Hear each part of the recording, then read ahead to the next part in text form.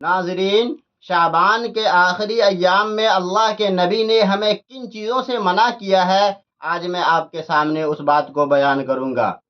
ناظرین، یہ ہم سب جانتے ہیں کہ شعبان کا مہینہ دھیرے دھیرے ہم سے رخصت ہوتا جا رہا ہے اور رمضان بہت ہی جلد آنے والا ہے۔ اور ایک دوسری بات جو ہم نے ایک دوسری ویڈیو میں بیان کیا تھا کہ یہ ایک ایسا مہینہ ہے جس میں اللہ کے نبی بہت ہی زیادہ روزہ رکھتے تھے۔ چنانچہ نسائی شریف کی روایت ہے، حضرت اسامہ بن زید رضی اللہ عنہ سے مروی ہے، وہ فرماتے ہیں قلت یا رسول اللہ، انہوں نے سوال کیا اے اللہ کے رسول، لم اراک تصوم شہرا من الشہور ما تصوم من شعبان، کہ اے اللہ کے رسول، شعبان کے مہینے میں آپ جتنا زیادہ روزہ رکھتے ہیں، جس کثرت کے ساتھ روزہ رکھتے ہیں، اتنا زیادہ روزہ میں نے کسی اور مہینے میں آپ کو نہیں رکھتے ہوئے دیکھا۔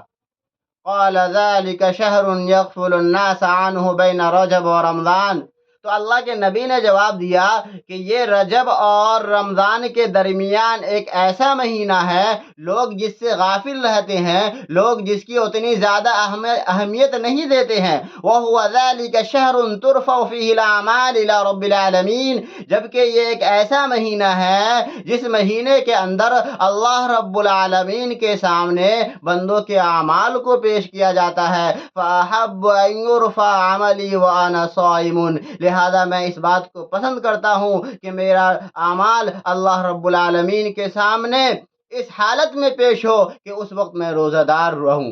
میں روزے سے رہوں۔ ناظرین، اس حدیث کے اندر اللہ کے نبی نے زیادہ روزہ رکھنے کی ایک بڑی وجہ یہ بیان کی کہ بندوں کے رپورٹ کارڈ کو اللہ تبارک و تعالیٰ کے سامنے اس مہینے کے اندر پیش کیا جاتا ہے، اسی لیے اللہ کے نبی کثرت کے ساتھ روزہ رکھتے تھے۔ ناظرین، لیکن میں نے اس ویڈیو کے شروع میں آپ کے سامنے بیان کیا تھا کہ اللہ کے نبی نے شعبان کے آخری ایام میں کن چیزوں سے منع کیا ہے، تو وہ چیز یہ ہے کہ آخری ایام میں، خاص طور سے آخری 2 دنوں میں اللہ کے نبی نے روزہ رکھنے سے منع کیا ہے۔ چنانچہ بخاری شریف کی روایت ہے، لا يتقدمن احدكم رمضان بصوم یوم او یومین، یعنی اللہ کے نبی نے اس حدیث کے اندر شعبان کے آخری 2 دنوں میں روزہ رکھنے سے منع کیا ہے۔ لہذا جہاں ہمیں شعبان کے مہینے کا روزہ رکھ کر کے استقبال کرنی چاہیے، اس مہینے کے اندر زیادہ سے زیادہ روزہ رکھنی چاہیے، وہیں اللہ کے نبی نے آخری 2 دنوں میں اللہ کے نبی نے لوگوں کو، اپنی امتیوں کو اس بات سے منع کر دیا کہ آپ ان آخری 2 دنوں میں روزہ نہ رکھیں، تاکہ آپ رمضان کے روزے کو بڑی چستی اور پھرتی کے ساتھ رکھ سکیں۔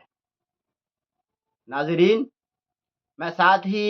آپ حضرات کے سامنے ایک بات یہ بھی پیش کرتا چلوں، ترمذی شریف کی روایت ہے، اس حدیث کے اندر اللہ کے نبی نے ان لوگوں کو اجازت دی ہے، ایسے لوگ روزہ رکھ سکتے ہیں جس کا پہلے سے روزہ رکھنے کا شیڈول چلا آتا ہو، وہ پہلے سے اس دنوں کے اندر روزہ رکھتے ہوں، تو ایسے لوگ آخری 2 ایام میں بھی روزہ رکھ سکتے ہیں۔ مثال کے طور پر کسی کی عادت یہ ہے کہ وہ ہر مہینے کے آخر کے 2 دنوں میں روزہ رکھ رہا ہے، تو پھر ایسا شخص کو اللہ کے نبی نے اجازت دیا ہے کہ وہ شعبان کے آخری ایام میں بھی روزہ رکھ سکتا ہے۔ اسی طریقے سے وہ لوگ جن کی کسی خاص ایام میں، کسی خاص دنوں میں روزہ رکھنے کی عادت ہے، فار ایگزامپل، مثال کے طور پر کوئی آدمی سوموار اور جمعرات کے دن روزہ رکھتا ہے، اور آخری ایام جو ہے شعبان کا وہ یا تو سوموار کو پڑ گیا یا جمعرات کو پڑ گیا، تو پھر ایسا شخص آخری ایام میں بھی روزہ رکھ سکتا ہے۔ ممانعت صرف ان لوگوں کے لیے ہے